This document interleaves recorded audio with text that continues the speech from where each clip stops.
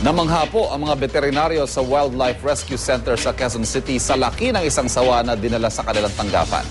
Sa isang pambihirang pagkakataon, nakuha na naman ng video ang unang supling ng agila na si Pag-asa. Siya po yung unang Philippine Eagle na ipinanganak in captivity. Narito ang aking report.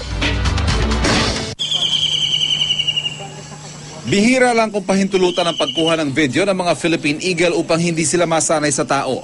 Pero sa pagkakataong ito, pumayag ang Philippine Eagle Foundation sa Davao City para masulyapan ng mundo ang unang supling ni Pag-asa na siyang kauna-unahang Philippine Eagle na ipinanganak sa captivity.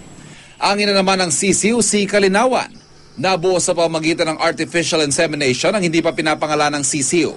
At sa pagsilang sa kanya, Pag-asa para sa lahi ng malalaking agila ang kanyang dala.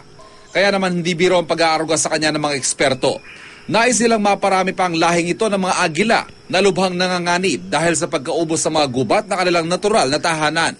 It's either a candidate for release or for breeding. And once imprinted siya sa tao, mas mahirap yon. Mas maganda yung natural na pinipare sila to other birds. Kung posible, zero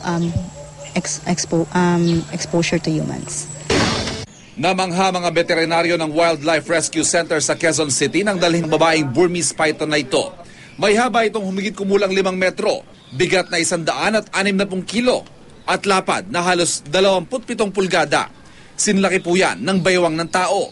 Wala raw dudang ito ang pinakamalaking sawa na dinala sa rescue center. Sa habat bigat ng ahas, 8 tao ang nagbuhat dito. Ito po sa amin sa Wildlife Rescue Center, this is the largest that we have had so far.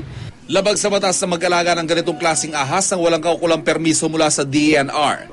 Kaya na magsumbo ang kapitbahay na may-ari nito sa Mandaluyong, kinumpiska ng mga taga-DENR ang ahas sa bisa ng search warrant. Napag-alamang 14 na taon itong alaga ng may-ari. Bagamat hindi raw agresibo, dapat maingat daw ang pag-aalaga dito. Habang nagpapatuloy ang decomposition o pagkabulok ng labi ng dambuhalang buhayang si Lolong sa Agusan del Sur, bago siya isailalim sa preservation process, dinala na sa UP Los Baños sa Laguna ang kanyang mga tissue sample.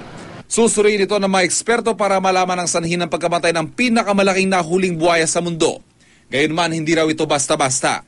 Inaasahang aabot pa ng 2 linggo bago malaman ang resulta ng pagsusuri.